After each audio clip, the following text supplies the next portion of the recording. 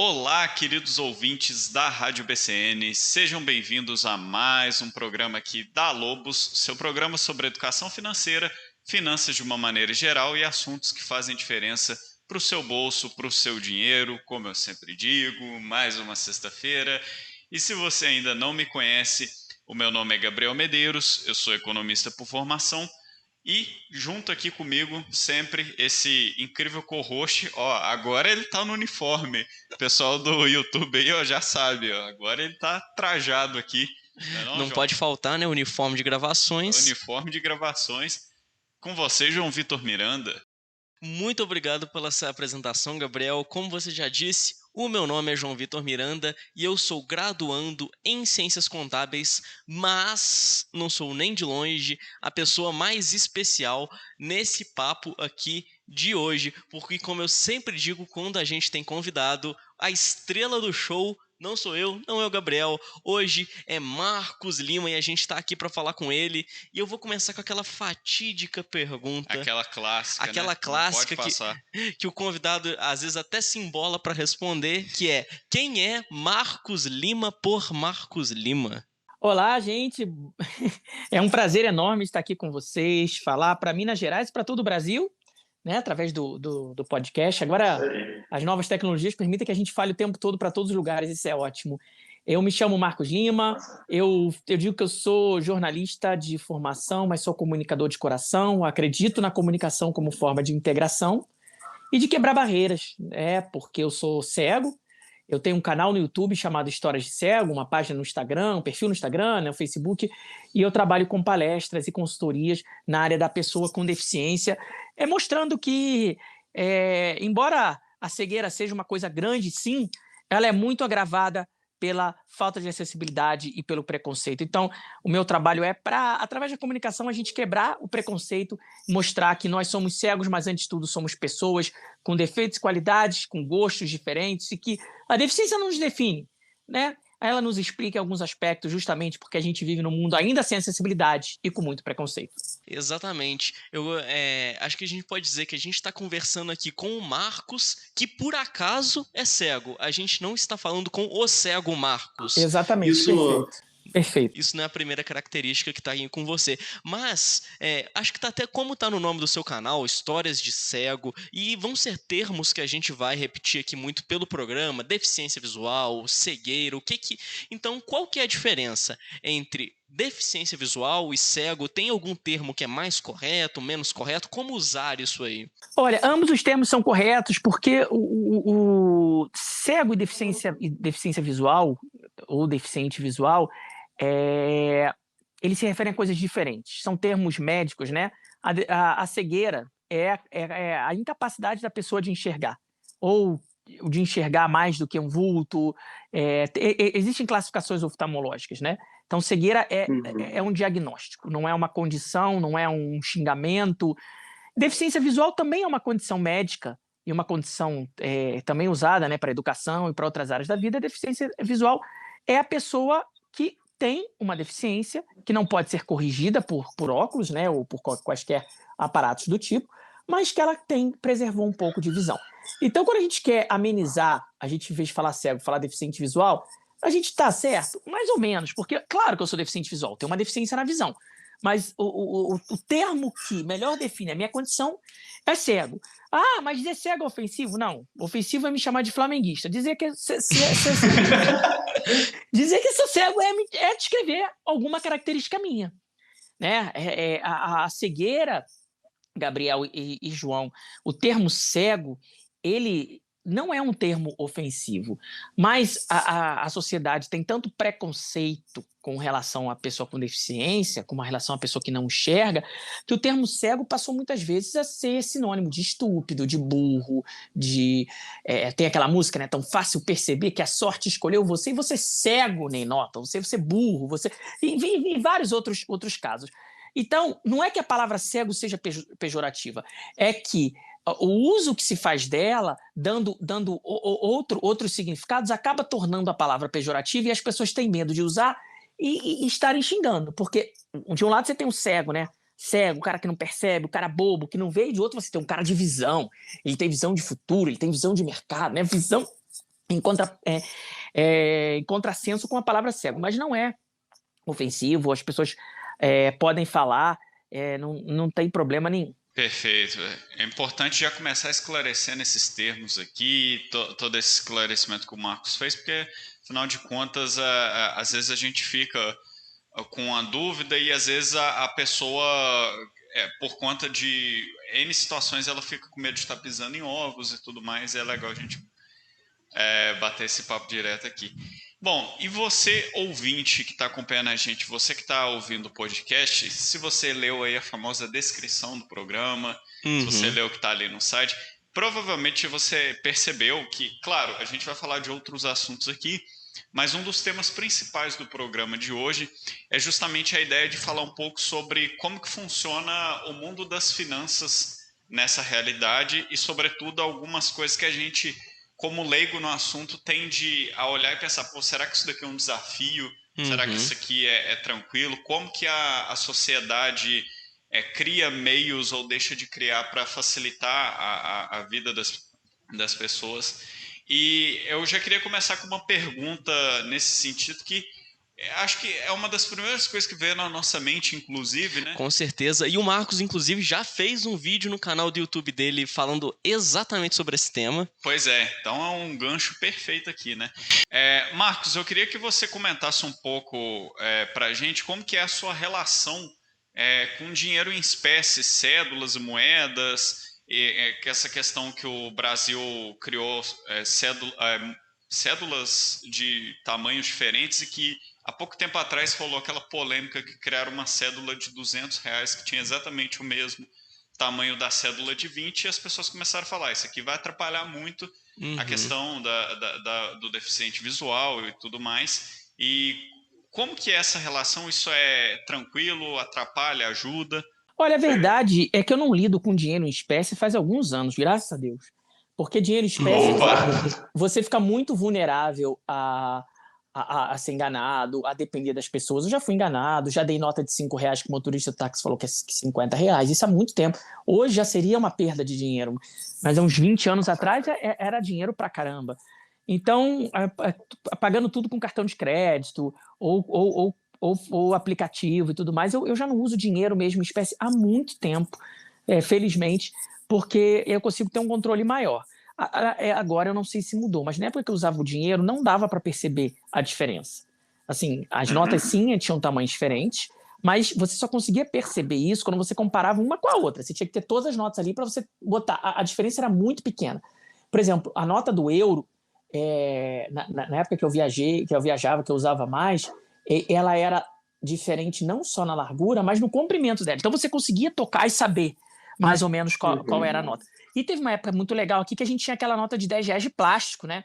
Não sei se vocês lembram. E aí eu conseguia saber bastante. Mas eu não uso mais dinheiro tem algum tempo já. Então é muito por aplicativo, celular, enfim, é muito tecnologia. A tecnologia, infelizmente, ela abriu essa porta também. Mas, claro, também existe aplicativo que identifica o dinheiro. Você põe a nota na frente da câmera e diz quanto que é. Eu só não acho prático. Imagina, você está na fila da padaria, aí você tem que pagar R$10,50. Você vai ficar pegando cada nota, botando no celular para falar assim na frente de todo mundo. O prático mesmo seria se o dinheiro tivesse uma identificação para as pessoas poderem saber. Entendi. E quando você fala de máquina de cartão, usar cartão de crédito, eu já imagino um outro problema que, quando eu vi isso assim espalhado pelos caixas aí, eu já imaginei alguma coisa do tipo que, hoje em dia, existem máquinas de cartão que elas não têm mais o botão físico, elas têm uma tela ali, e é como um celular, por exemplo, mas ela não tem a função de acessibilidade, eu presumo. Esse tipo de máquina, ela dificulta muito o momento do pagamento para você?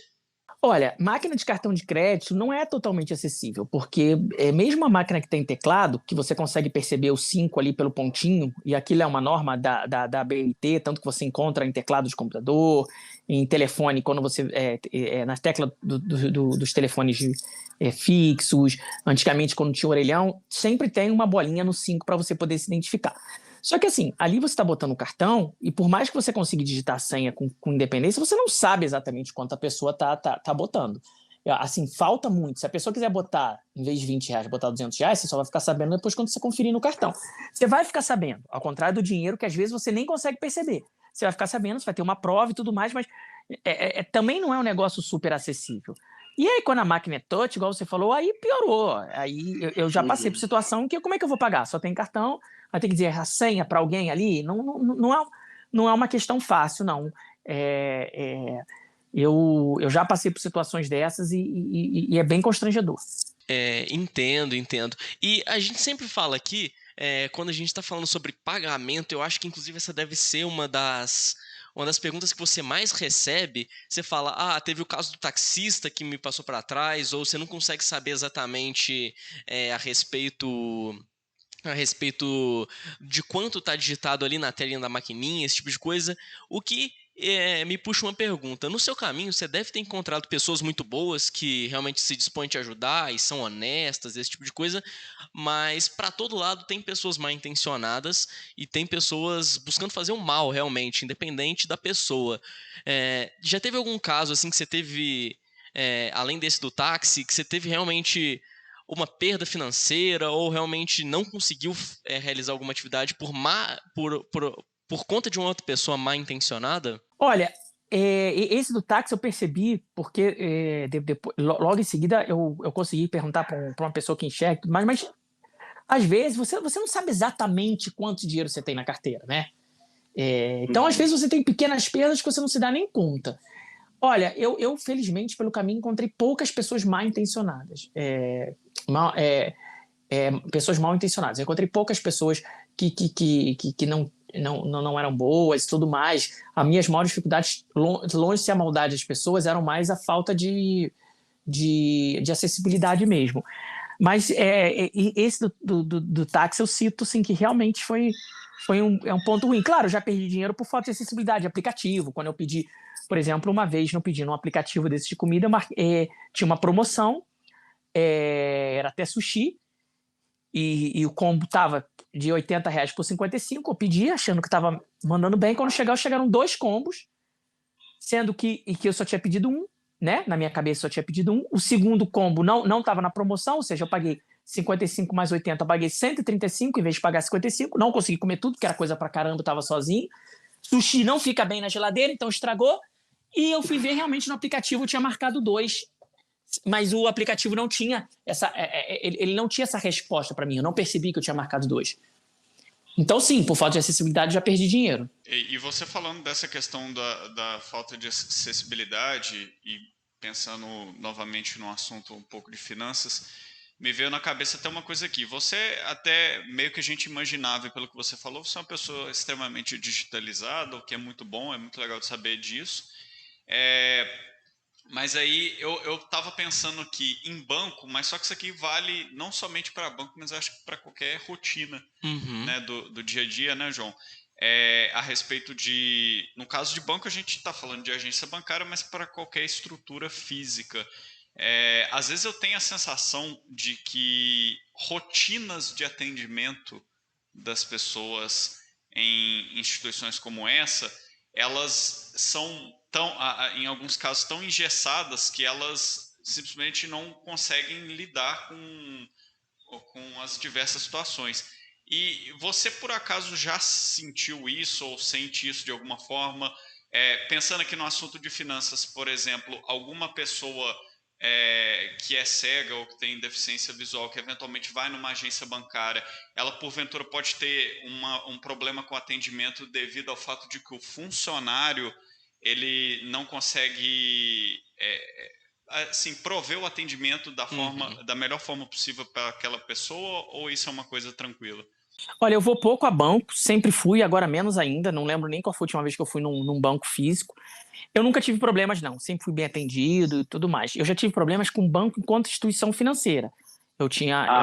Eu cliente de um banco, eu tinha cartão de crédito normalmente, aí um dia eu perdi meu cartão de crédito, e quando eu dei entrada para a segunda via, que é uma coisa normal, o banco não me forneceu o cartão.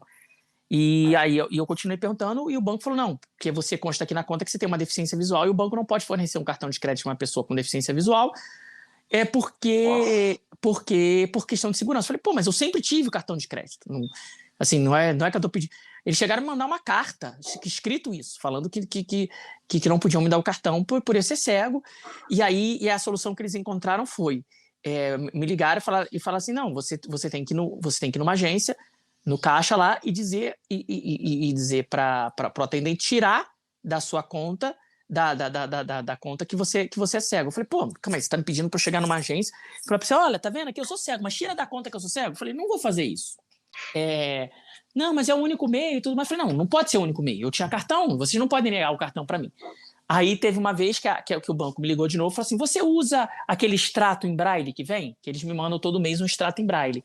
Aí eu entendi o que eles queriam. Porque se eu falasse que eu não usava, eles iam de lá mesmo tirar a opção que era cego, porque eu só recebi o extrato em braille porque constava na agência que eu sou cego, nas informações do banco. Se eu dissesse que não, ele ia tirar isso. Ele queria resolver o problema pelas avessas, né? Curando a minha deficiência, não me curando, mas curando a minha deficiência do meu cadastro, em vez de arrumar uma solução. Enfim, eu tive que entrar com o processo, ganhei na justiça, consegui um cartão de crédito. Depois disso, o cartão de crédito expirou, não tive mais problema nenhum.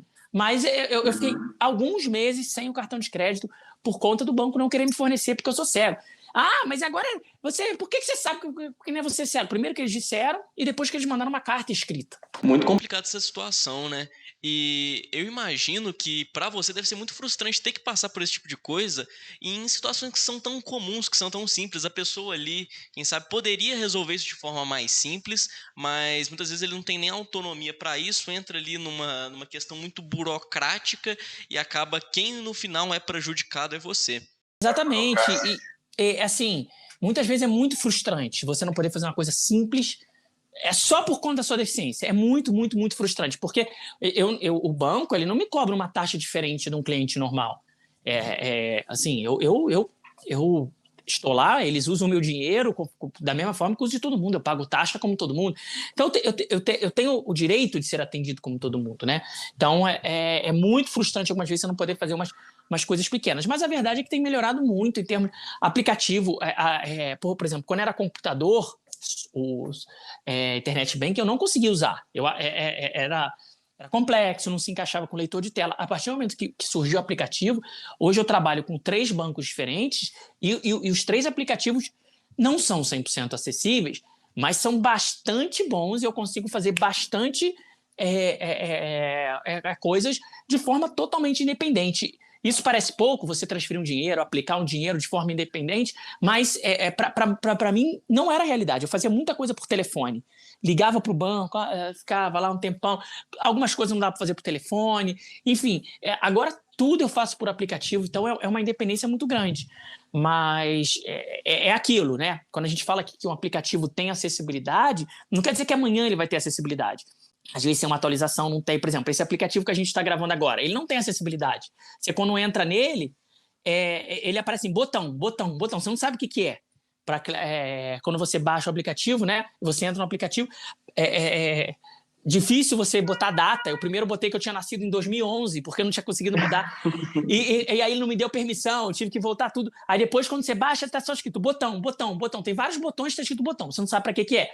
Não prejudicou aqui na gravação, porque vocês me mandam o link e tudo certo. Mas se fosse um banco, se eu precisasse interagir com aquilo, eu já estaria prejudicado. Eu não tinha parado para pensar nisso que você me falou e eu fico com aquele questionamento, né? Será que o desenvolvedor do aplicativo pensa nisso?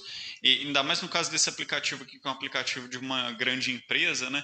É uma coisa a se refletir, né? Porque você que está criando algo, você tem que pensar em todas as possibilidades, tem que pensar em todos os cenários.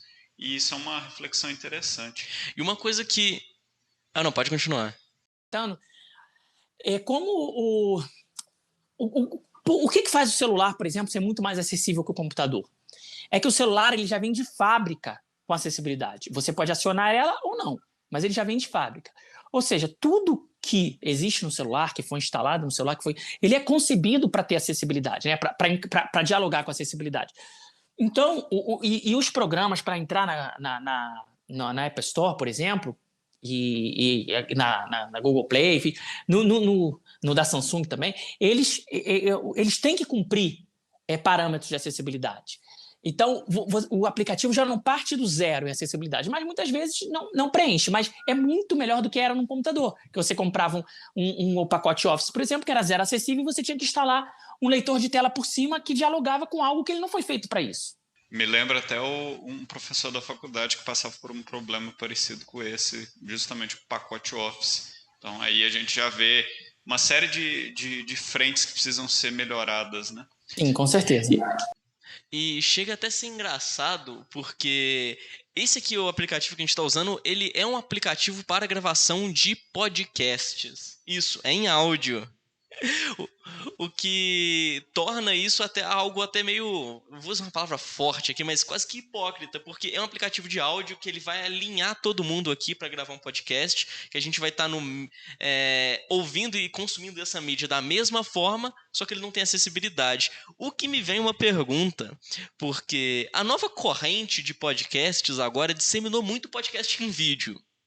E antigamente o podcast era uma mídia que eu acredito que seria bem acessível porque ela era feita pensando para o áudio. E hoje em dia a lógica é inversa. O podcast ele é feito em vídeo e convertido para áudio depois. Especialmente no caso de grandes podcasts. Isso, os grandes podcasts do YouTube e tal. Então, fica a pergunta, a respeito de consumo de mídia, como é essa relação para você, até mesmo com podcast? Se você escutava, já escutou? Olha, eu escuto bastante podcast. Eu acho engraçado essa dependência da visão, né? Tudo tem que ser visão. Mesmo que a visão seja um cara lá com o microfone falando, tem que ter assim, por que não pode só escutar, né? Eu acho que o podcast é feito justamente por ser uma mídia de um consumo fácil, que você pode consumir fazendo outras coisas. Eu consumo podcast lavando louça, eu consumo podcast às vezes que eu tenho que atualizar minhas planilhas aí, deixo no meu ouvido. Enfim, eu consumo bastante podcast, eu acho que podcast é uma mídia, a viagem, né? Vai viajar de avião, você consegue baixar o podcast pro celular para escutar. Enfim, eu acho que ele é maravilhoso. Só que ele não precisa da visão. É igual você ouvir um rádio. Você pode, acho que é todas as rádios agora. Você pode entrar no site, acompanhar pelo YouTube. Cara, você vai ficar vendo um cara lá falando. Não precisa. Acho que o pessoal que enxerga é muito dependente de ver tudo. Acho que a gente tem que usar os outros sentidos também. E vou te falar que esse negócio da rádio que você falou muitas vezes a transmissão da imagem da rádio, dependendo da rádio, ela acaba tendo mais audiência do que o rádio convencional, o que eu acho até contraintuitivo, exatamente por essa questão que você falou. Porque desde pequeno eu tinha a concepção da pessoa escutando rádio no carro ali, pegando um trânsito, coisa do tipo, e às vezes não, você vê a galera lá acompanhando no YouTube, é isso mesmo que você falou, um monte de gente sentada numa mesa, num estúdio genérico assim, e lá falando de rádio e tudo mais. Nada para ver, né? Pode liberar aí a visão e só escutar. Enfim, cada um faz o que quer, mas como você me perguntou sobre o podcast, eu acho bem acessível, eu gosto bastante, eu acho uma mídia ótima, não escuto mais por falta de tempo, é tanta coisa para consumir, é livro, é vídeo, é não sei o quê, mas eu gosto bastante. Legal, e a gente também, né? Por isso mesmo que a gente está aqui fazendo esse programa com você, aliás. E a gente, até puxando um gancho aqui, né, João, do programa de semana passada, né? A gente falou de educação financeira aqui com a Luísa, falamos muito do assunto educação como um todo, afinal de contas ela também é pedagoga, faz um trabalho muito interessante aí com o pessoal, com os educadores financeiros. E um outro assunto que acho que também é bem recorrente quando a gente pensa nesse tema, que é a educação como um todo, né, João? E como uma pessoa leiga aqui, que não vê o dia a dia disso, eu queria saber a sua opinião e o que você acompanha desse assunto também, ou se não acompanha, se já viu em algum momento, como que funciona essa questão da educação como um todo para o deficiente visual, o cego, se está do jeito que deveria estar o formato, ou se tem alguma coisa que precisaria ser ajustado. Não, eu nunca tive nenhuma aula de educação financeira na minha vida. Assim, o que eu aprendi de educação financeira foi de bom senso, de ouvir gente falando, eu acho que é algo que falta demais. Talvez seja interessante para muita gente que falte também, né? Porque se a gente entendesse o quanto que algumas coisas que a gente faz se voltam contra a gente, talvez a gente fizesse menos coisas. Mas eu nunca tive aula disso, e nunca, na vida, assim, pensando... E agora você falando, pensando, eu falei, gente, onde que eu aprendi, né? se é que eu aprendi, mas assim, eu cuido sozinho do meu dinheiro, então de alguma forma você aprende. Então, não foi com nenhum tipo de educação formal, com certeza. E pensando na educação como um todo, assim, desde a vivência em sala de aula, assim, abstraindo o conceito de educação financeira, o que você acha que falta na educação para as pessoas cegas, para isso ser mais abrangente e chegar melhor a elas? Ou você acha que hoje em dia os modelos de escola já conseguem abranger? Olha, a gente tem uma grande discussão, né? Antigamente era consenso que a pessoa com deficiência tinha que estudar numa escola especial, e felizmente isso está mudando bastante, mas a gente ainda está num momento em que a escola regular ela não consegue ainda dar conta das pessoas com deficiência de uma forma ampla, né? Os professores não são preparados, eu já dei alguns cursos para professores e eles mesmos falam que na faculdade nunca aprenderam sobre pessoas com deficiência, e isso, felizmente, isso vai mudando, né? Porque nenhuma escola já há alguns anos ela não tem o direito de recusar uma pessoa com deficiência em sala de aula, e acaba que as pessoas vão aprendendo na prática, né? O que não é o ideal, óbvio, está longe de ser o ideal, mas é melhor do que a gente manter um modelo que é segregado, né? Eu estudei escola especial, eu aprendi muito da escola especial, mas eu acho que a escola especial tem vários defeitos, né? E o primeiro deles é que você está crescendo num mundo à parte, que não é o mundo que você cresce. E assim, e você não tem como ter uma escola para cegos em cada esquina. Então, o que acontecia é que várias pessoas cegas estavam em internatos. Crianças chegavam segunda-feira de manhã e iam embora para casa sexta-feira depois de almoço, alijavam do contato com a família.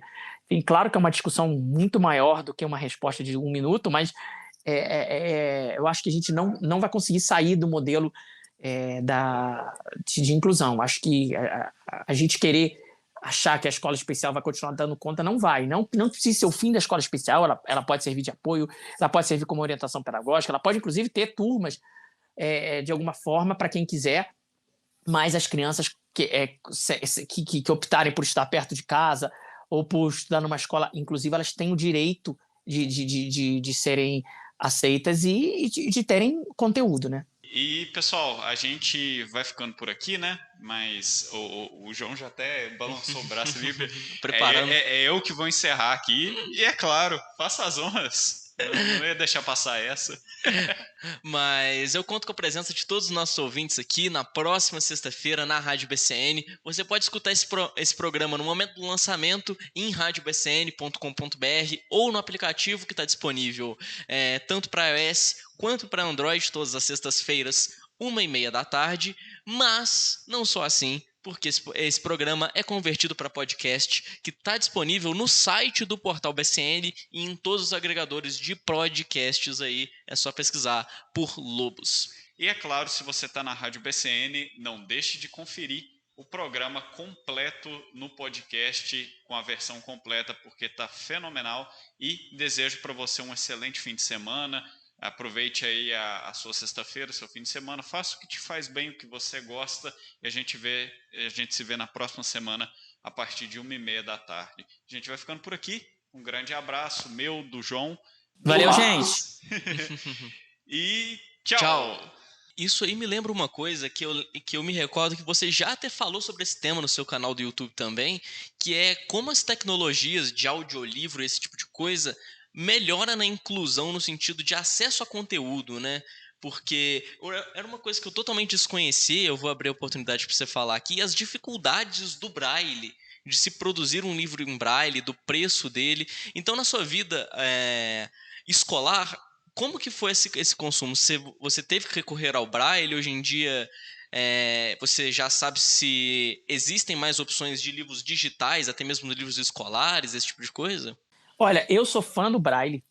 Eu aprendi Braille na classe de alfabetização, né, com 7 anos de idade. Eu leio Braille bastante rápido, eu li bastante livros em Braille.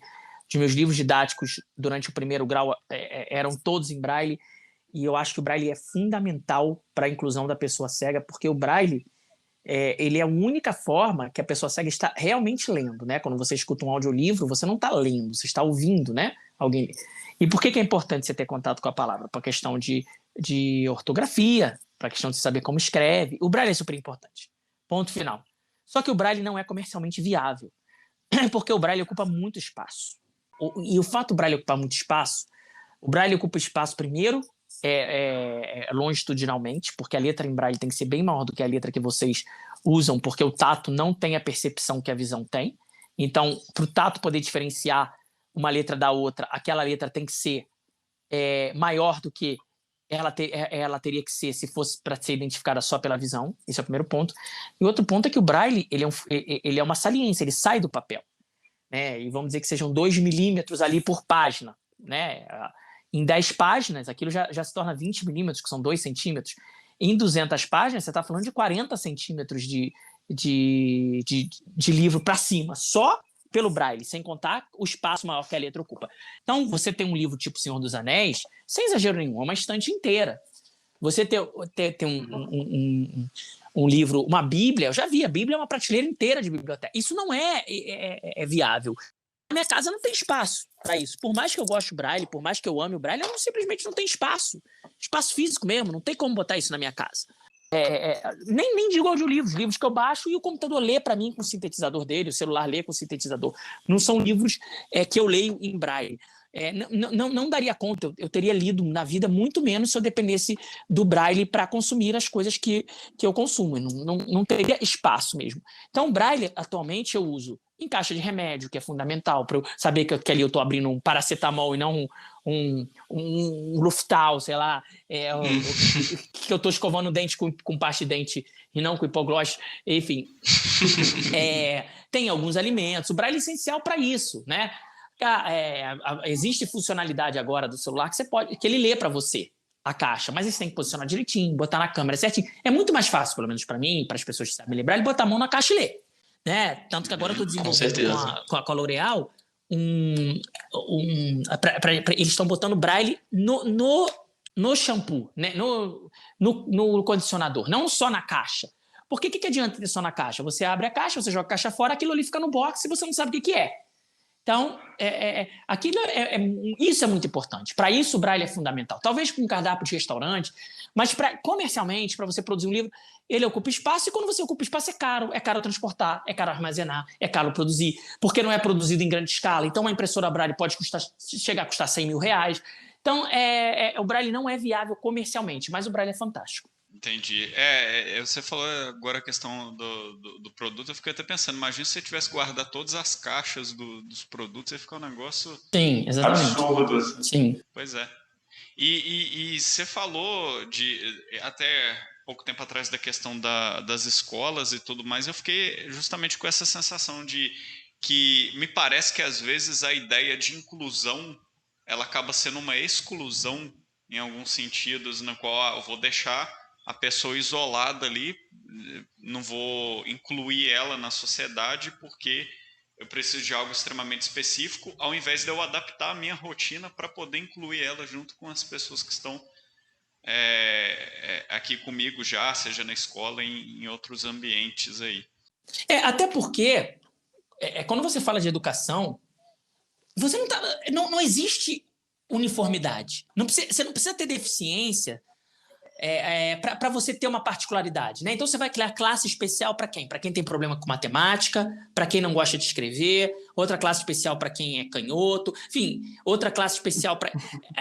as dificuldades de aprendizado, elas são muito diversas, independem da pessoa com deficiência. Eu estudei escola regular, né? Depois da escola especial, eu estudei escola regular, eu era um dos melhores alunos da turma. Eu tinha a imensa maioria dos alunos sem deficiência tiravam notas menores que eu. Então, você ouvir que aluno com deficiência atrapalha, de uma forma generalizada assim, você vai contra o que eu e muita gente já viveu.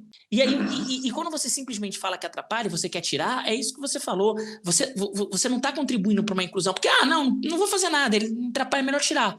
Então, sabe, se não tem solução... solucionado está. É aquilo, né? Quando a gente vai fazer uma coisa e a gente fala assim, não vou conseguir, seu cérebro nem se esforça para conseguir. Você já se conformou que não vai conseguir mesmo? Então, essa questão da educação, novamente, não é uma discussão simples, não é... É claro que existem muitas falhas, o modelo não é perfeito, mas eu acho um absurdo você ter que obrigar uma família, porque tem uma pessoa com deficiência, a deixar aquela criança a semana inteira na escola só porque a escola perto de casa não acha que não pode te atender. Isso aí, sem dúvidas. E pelo que você foi contando da sua jornada aqui com educação, parece que você já estudou em escolas especiais, vamos falar assim, em escolas regulares, e você também é jornalista de formação. Então, o que me vem à mente é como que foi essa sua relação na faculdade? Lá os problemas aumentam, os problemas diminuem, vamos falar assim. Olha, isso foi um bom ponto que você falou, porque quando a gente fala que criança com deficiência atrapalha, que a gente tem que botar em classe especial, beleza? A gente esquece, ou a gente não quer falar mesmo, que um dia essa pessoa vai chegar na faculdade. E aí, você vai criar uma faculdade especial também? Respondendo a sua pergunta, se os problemas aumentaram, no caso, ou diminuíram quando cheguei na faculdade, acho que a resposta pode ser tanto aumentaram quanto diminuíram, porque cheguei na faculdade, aí eu não tinha nada adaptado. Nada. Os professores não sabiam nada de Braille, eu escrevia Braille só para mim, os textos não eram adaptados. Eu peguei, quando eu estudei eu fiz a FRJ, a gente já tinha internet bem difundida, mas nem todas as coisas estavam na internet, você não levava laptop para a sala de aula, não existia isso ainda. Você estava mudando, né? O mundo estava nessa mudança. Você encontrava muita coisa na internet, mas não tudo. Vários livros que eu tinha que ler eram xerox da década de 70, eu não conseguia ler. Agora eu acredito que seja mais fácil encontrar todos esses textos na internet. Mas, de outra forma, eu era adulto, né? Eu já era chegando aos meus 20 anos. Então eu conseguia me virar um pouco mais. Eu tinha essas dificuldades e ia encontrar outras soluções. Diferente, talvez, de uma criança que ia ficar empacada ali, ia sofrer bullying dos colegas e acabou. Não, eu corri atrás. Eu acho que foi isso. E seria muito difícil para mim se eu tivesse chegado na faculdade sem nenhuma experiência antes de ter estudado junto com pessoas que enxergam. Imagina, se eu estudasse escola especial a vida inteira e meu primeiro contato com outros alunos fosse na faculdade. Ia ser muito ruim para mim. Você ia acabar ficando deslocado ali, talvez. Totalmente, exatamente. Teria uma dificuldade de adaptação, algo. Sim, com certeza. E pensando até no ciclo natural, né, vamos dizer assim, da vida, a gente falou de educação infantil, falou da faculdade e dos pontos dela ser menos adaptada, ou, enfim, a dificuldade que você teve no início lá, quando a internet começou a ser mais difundida no meio acadêmico. Mas aí eu penso também na questão do mercado de trabalho, né? Porque por mais que exista, vamos criar aqui uma escola especial, por mais que assim uma ficção exista uma faculdade especial, não vai existir um mercado de trabalho que você só lida com pessoas especiais. E aí, como que é essa situação? Olha, no mercado de trabalho, você tem diversas abordagens do mercado de trabalho. Primeiro, que se não existisse a lei de cotas, as empresas não iam contratar pessoas com deficiência. Teve uma discussão, foi no final de 2019, que o Ministério da Economia mandou para a Câmara dos Deputados, para o Congresso, né, um projeto de lei para flexibilizar a lei de cotas. Para quem não sabe, a lei de cotas ela obriga que as empresas, dependendo do seu tamanho, contratem 2%, 3%, até 5% das pessoas com algum tipo de deficiência. E o objetivo era flexibilizar e tudo mais. Eu fiz uma discussão no meu canal e algumas pessoas falam, não, jovens principalmente, tinha um menino lá que brigou comigo, eu tenho 19 anos e não preciso. Aí uma mãe de outra menina, minha filha também não vai usar a lei de cotas. Fala, gente, pobre dessas pessoas. Muito pobre dessas pessoas. No mundo ideal, exatamente isso. No mundo ideal, maravilhoso. No mundo normal, entre eu, jornalista, e o outro jornalista com currículo parecido, ou até pior, sendo que o cara enxerga, eles vão contratar o cara que enxerga. E é isso, empresa pensa em lucro. Gente, empresa polui o ambiente, destrói o planeta que a gente vive. Não vai, por dinheiro, não vai optar por um profissional sem deficiência? Óbvio que vai, ela só contrata a pessoa com deficiência porque é obrigado. E a gente querendo ou não. Tanto que uma pesquisa da Cato de uns 3 anos atrás, 4 anos atrás, falava que 67% dos gestores de recursos humanos são contra contratar a pessoa com deficiência. Ou seja, eu falo 3 idiomas além do português, eu estudei numa das melhores universidades do Brasil, com a FRJ, tenho grande experiência no mercado de trabalho, conheço bastante o país, tenho uma boa vivência de mundo e tudo mais, mas se eu chegasse lá, numa entrevista de emprego, 70% dos gerentes, 7 em cada 10, não iam me contratar simplesmente porque eu tenho uma deficiência. Então, o primeiro passo é a lei de cotas, infelizmente. Pode ser que algumas empresas, pela lei de cotas, aprenderam o valor da pessoa com deficiência. Eu tenho certeza que sim. Porque a pessoa com deficiência produz, a pessoa com deficiência, ela traz uma diversidade para o time. Claro, tem funcionários ruins com deficiência também, óbvio que tem. Mas uma vez que você dá acessibilidade, ele é como qualquer outro. E muitas empresas descobriram isso. Agora, muitas empresas resolveram burlar, entre aspas, né? Tem empresas, por exemplo, que contratam a pessoa com deficiência no pior cargo possível, lá, só para dizer que tem. A pessoa não precisa nem trabalhar, então ela assina o ponto, uma vez por mês, para dizer que está trabalhando, a empresa cumpre a lei de cotas. Sabe, você finge que trabalha, eu te pago e finge que você está indo, e cumpre a lei de cotas e fica tudo certo e não existe uma inclusão. E agora, como a flexibilização da lei de cotas não passou, não foi nem pautada no Congresso, arrumaram outro jeito, que é o jeito de você flexibilizar. Já que você não vai flexibilizar a lei, você vai flexibilizar o conceito de pessoa com deficiência. Então, agora, por exemplo, pessoas que enxergam normalmente de um olho, mas não enxergam de outro olho, são consideradas pessoas com deficiência. Elas podem ter um carro, elas podem dirigir sem nenhuma adaptação e elas concorrem à mesma vaga que eu, por exemplo, que sou totalmente cego. A gente não precisa ser tão esperto, a gente não precisa conhecer ninguém com deficiência para saber quem a empresa vai contratar. Então, o caminho, as nossas lutas são sempre constantes, né? O mercado de trabalho ele está sempre tentando se adequar para o maior lucro possível, que infelizmente, é o ambiente que a gente vive. Mas é por isso que a gente precisa estar sempre atento e sempre buscar soluções. Essa questão que você falou assim, é bem decepcionante ouvir, porque é o jeitinho brasileiro sendo usado para coisas ruins, né? Da pior forma possível, nesse caso. Então, nesses 5%, daqui a pouco, sei lá, vamos dizer, tá? Não quero ofender ninguém, mas vamos dizer, estamos usando a canhota agora é deficiência, careca é deficiência, pronto. Já vão ocupar com profissionais que não têm realmente uma deficiência o lugar de outras pessoas que querem trabalhar. Apenas antes da pandemia, tá? Agora deve estar pior ainda.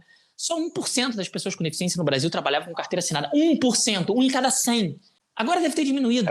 Assim, é muito pouca gente. Aí depois as pessoas têm a noção, a pessoa com deficiência só pede esmola ou vive com benefício do governo. Muitas vezes é por falta de oportunidade mesmo. Ninguém quer viver de esmola. Tenho certeza que você perguntar, ninguém quer viver. E qualquer cidade do Brasil que você vive, o benefício do governo, que acho que chega no máximo um salário mínimo, eu não sei, não recebo, então nunca recebi. Mas, assim, você sobrevive. Né? Você sobrevive, você não vive exatamente. Né? Eu sei que tem muita gente que tem que se virar com muito menos. Mas não adianta a gente achar a pessoa se contenta com isso. Não, a pessoa não se contenta com isso. É falta de oportunidade muitas vezes. Enfim, muitas vezes a família fica com o benefício da pessoa. Tem um monte de coisa envolvida também nisso. E o argumento que as pessoas, digamos assim, que são contra poderiam utilizar, até por isso que você falou, cai por terra, né?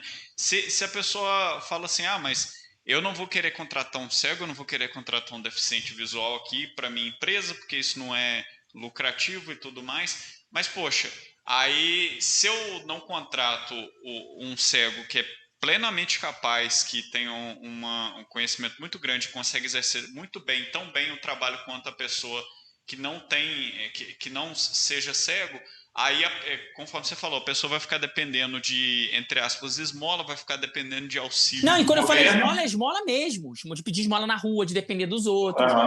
A falta de independência. O João, Gabriel, eu seria um excelente funcionário para a empresa. Nas empresas que eu trabalhei, eu era bom.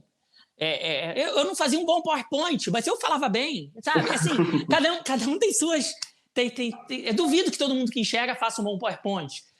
Não, eu já vi algumas coisas aí que eu falo, bom, esse ele fez de olho fechado. Parece que tudo que eu não faço é porque eu sou cego. Não. Eu não dirijo. Ele não dirige porque é cego. Sim, é porque eu sou cego. Mas como se só eu ser cego que me limitasse. Todo mundo que enxerga dirige. Claro que não. Então outra coisa é botar nessa caixinha. Não, tudo que ele não faz é por ser cego. Não, às vezes é por incapacidade mesmo. Tem muitos cegos que são muito melhores de tecnologia que eu. Tem muitos cegos que são fisioterapeutas e eu não sou. Cegos que trocam instrumento, eu sou horrível. Mas eu me comunico talvez melhor do que a maior parte, porque é a minha praia. Então, a gente também parar de achar que cegueira define tudo que a gente é. Não define de jeito nenhum. Sem dúvidas. E aí até o que eu estava falando, porque assim, se o cara que defende o argumento, digamos, econômico, eu não vou contratar porque não é lucrativo para minha empresa, ele já que ele pensa especificamente na economia, ele deveria pensar assim, beleza, mas então se eu não contrato a pessoa, eu gero um problema econômico, e se, por exemplo, o governo tiver que dar um auxílio para a pessoa que é cego, vai gerar uma despesa pública que no final das contas vai sair do bolso do cara do mesmo jeito via impostos. Então, você gera um problema que poderia ser facilmente resolvido. E o mercado consumidor que você não gera, né? Exato. Uhum. Pelo último censo do IBGE, lá vai tempo, né? Porque foi em 2010, 6 milhões e meio de pessoas no Brasil têm deficiência visual grave ou são cegos. Estou falando de deficiência visual grave, estou falando de pessoa que usa óculos, não. Tá? 6 milhões e meio de pessoas é a população da cidade do Rio de Janeiro, que é a segunda cidade mais populosa do Brasil.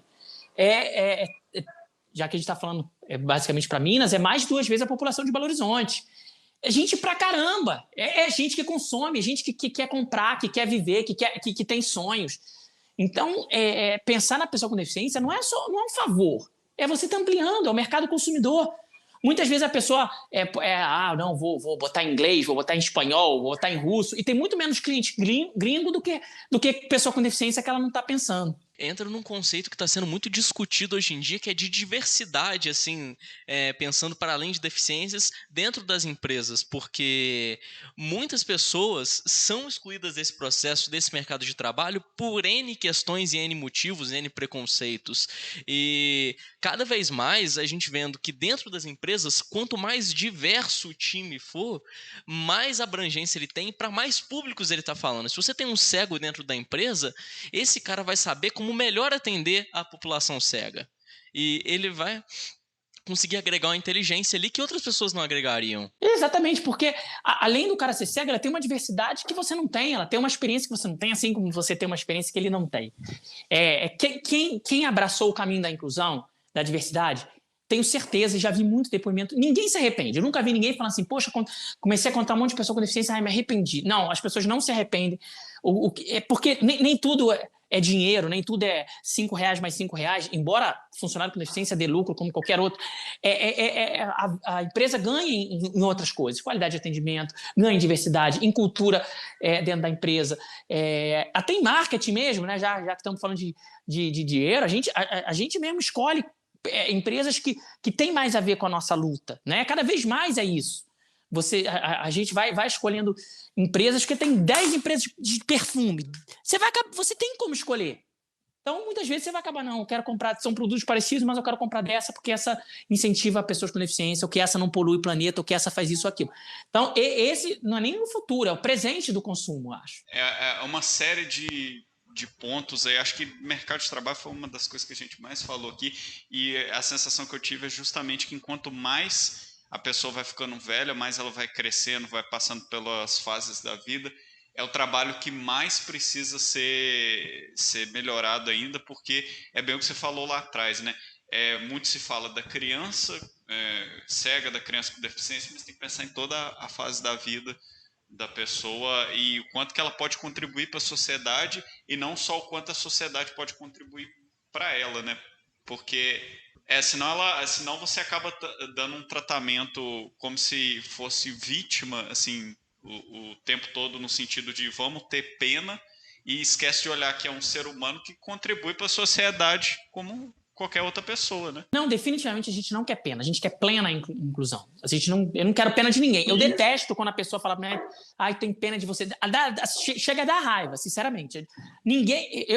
Eu acredito que tem gente que gosta que os outros sintam pena de si, mas independente de ter deficiência ou não. Eu já vi gente que gosta, sem deficiência, inclusive. Mas nenhum dos meus amigos cegos, ninguém gosta. Se você chegar com um discurso, tadinho, a gente não gosta, a gente não quer esse eu não quero receber nada de ninguém, eu quero conquistar, mas assim como eu conquisto, mas para isso eu preciso de acessibilidade. Com certeza. E em acessibilidade, eu até pensei uma coisa aqui, que assim, eu vejo que ainda tem muita coisa para avançar em termos de acessibilidade, e tem a questão dos projetos de lei e coisas que precisam ser pensadas nesse sentido.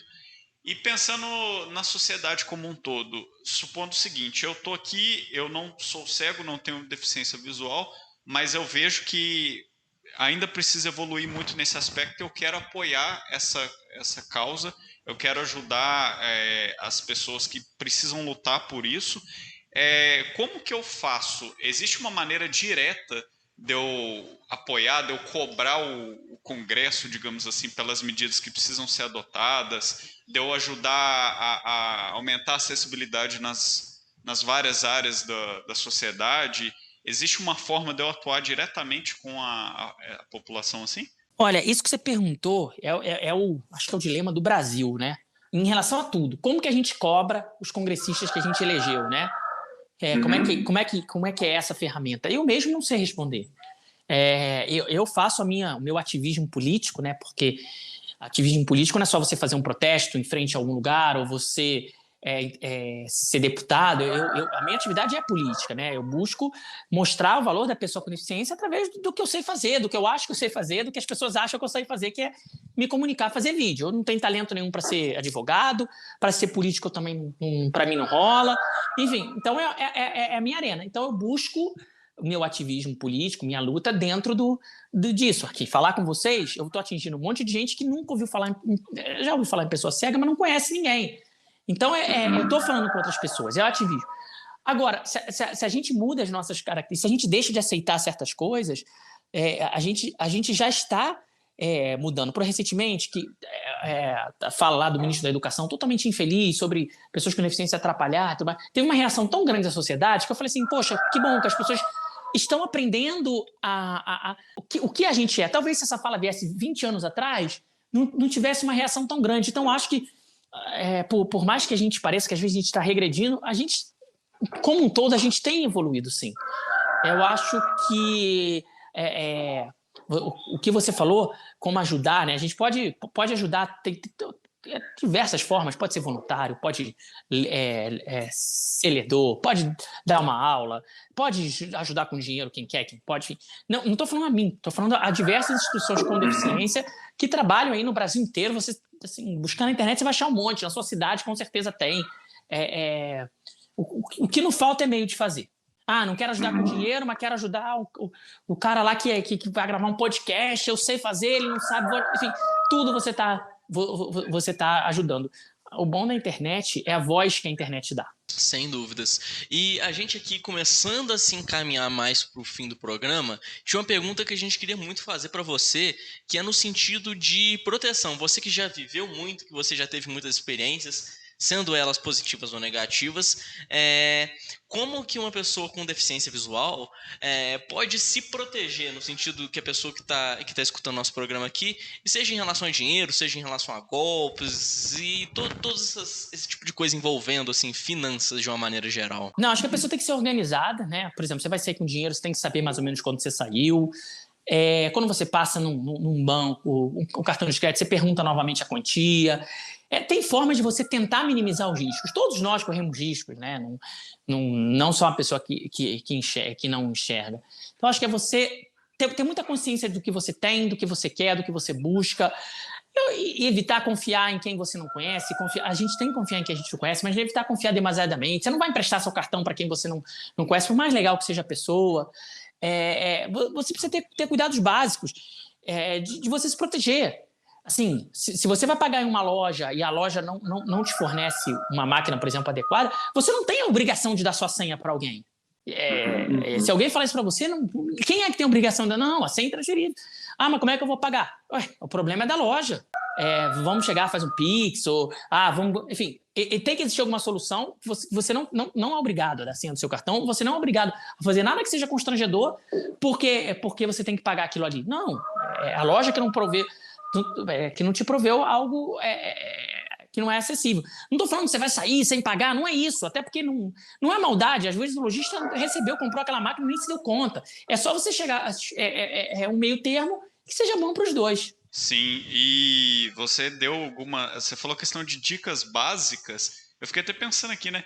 Cara, umas dicas básicas de segurança que independe se a pessoa é cega ou deficiente visual ou não. Uhum. Tem muita gente que enxerga plenamente e deixa de lado as dicas básicas que às vezes a gente já falou que várias vezes, inclusive, e sofre golpes e tudo quanto é coisa aí. Então, é se atentar mesmo, né?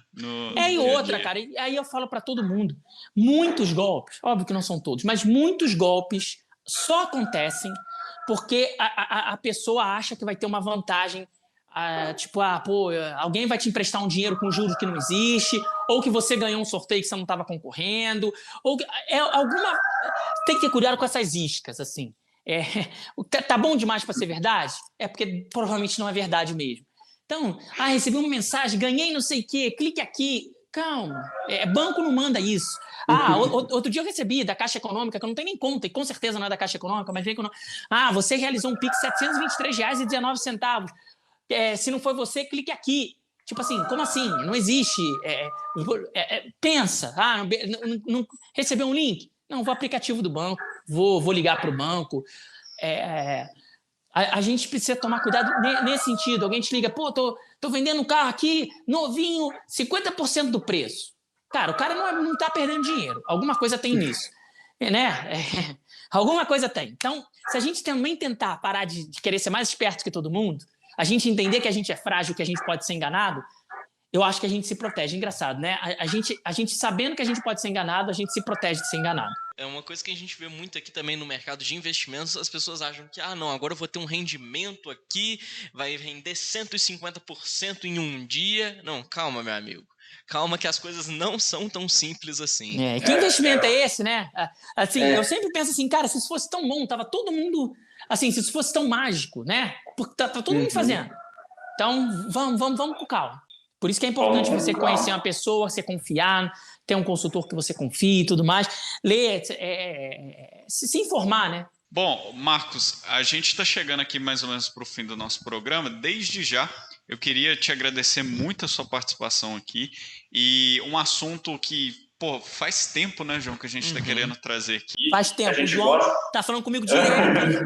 Muito bacana, cara. Foi muito mais legal do que eu pensava, sabe? Sim, foi muito, muito bacana mesmo. Eu adorei, vocês são ótimos. Um papo muito bom. Bom falar com gente jovem. Foi bacana demais. João, valeu pela insistência. Eu não consigo atender todo mundo, infelizmente, mas a vocês, infelizmente, eu consegui atender. E a gente fica muito honrado disso, né? A gente que tá aqui para agradecer você. Eu tenho que fazer um momento tietagem aqui, porque eu sou fã do Marcos, já acompanho seu canal tem muito tempo, então, foi uma honra conversar aqui com você. Você sempre com esse mesmo bom humor que você leva os assuntos. Então, por isso mesmo que eu escolhi você para estar aqui com a gente, porque eu sabia que ia ser um papo leve, um papo descontraído, como a gente sempre quer trazer aqui no programa. Informar, mas ao mesmo tempo não ser uma coisa penosa, não ser alguma coisa maçante para os nossos ouvintes. E nem pisando em ovos, né? Que exatamente. É o que a gente falou. Gente, eu queria agradecer muito, muito mesmo. Agradecer a vocês, agradecer a quem está ouvindo. Será que alguém ficou ouvindo até agora? Esteja na rádio. Com certeza estão. Seja no podcast. Vai lá nas minhas redes. Histórias de Cego. Tem meu livro. Isso mesmo. Novo, Histórias de Cego. Botar no Google História de Cego, você vai achar aí o livro, vai achar o YouTube, o Instagram. Entre em contato. Eu tento responder a todo mundo. Eu não consigo fazer tudo para todo mundo, porque senão eu ia viver... A minha vida ia ser responder coisas, porque eu preciso de um tempo também para ganhar dinheiro, porque eu não tenho um emprego fixo, né? Outra coisa que a gente fala de muito importante sobre finanças também, que eu preciso cuidar muito das minhas finanças, porque eu trabalho com um projeto. Pode rolar uma coisa muito boa esse mês, pode ficar 6 meses sem rolar alguma coisa. Então você tem que ter muita responsabilidade com o seu dinheiro e com o que você vai fazer sem deslumbrar. Às vezes você consegue um projeto bacana, agora eu fiquei rico. Não que seja o caso, mas... Aí você esquece que nos próximos 5 meses você não vai ter outro projeto nenhum. Então, é algo que exige uma disciplina mesmo, né? Eu, se não correr atrás, eu não vou receber nada. Eu sou a pessoa que cria os vídeos, eu sou a pessoa que põe os vídeos, eu sou a pessoa que faz as negociações. Enfim, então, eu acho que para mim é um desafio, mas também quebra muito esse paradigma, né? A gente falando de investimento e tal, pessoas cegas também têm dinheiro, pessoas cegas também têm sonhos, né? Não é que a gente vai ficar dependendo de esmola ou de ajuda do governo o tempo todo. A gente tem sonhos igual a todo mundo. Isso mesmo. Você é literalmente a definição do empreendedor brasileiro, né? Leva tudo na raça, vai tudo no braço e a gente espera que pessoas que estejam ouvindo a gente, que também são cegas, que também são deficientes visuais, se inspirem na sua história e façam mesmo, sejam protagonistas da própria vida, porque sem dúvida nenhuma dá para ver que você é uma pessoa muito realizada no que faz, e eu espero que mais pessoas também se sintam assim, dessa mesma forma. Conforme você já mesmo falou das suas redes, então todo mundo que está ouvindo a gente aí, o pessoal aqui da região, por favor, né, acompanhe ele lá, porque sem dúvida nenhuma é um trabalho excepcional, e se você ainda não conhece, não perca mais tempo, né? Exatamente, é Vai bem lá. fácil encontrar o Marcos nas redes sociais, seja como Histórias de Cego, seja como o Marcos Lima, ou o primeiro cego brasileiro a escalar na neve. Então, ele carrega muitos títulos por aí. E João, por gentileza, faça as honras aí, típicas de final de podcast. Então, aqui no final a gente abre um espaço para, vamos dizer aqui, um quadro em branco, um momento livre para você falar, seja para as pessoas que têm deficiência, para as pessoas que não têm deficiência, e deixar uma mensagem final aqui para os nossos ouvintes. Eu falo sempre, e falei aqui, que a deficiência, ser cego, né, não me define enquanto pessoa. Que os meus maiores problemas são a falta de acessibilidade e o preconceito. O preconceito, ele vem do fato das pessoas acharem que ser cego é como se vocês agora, que sempre enxergaram, fechassem os olhos ou perdessem a visão.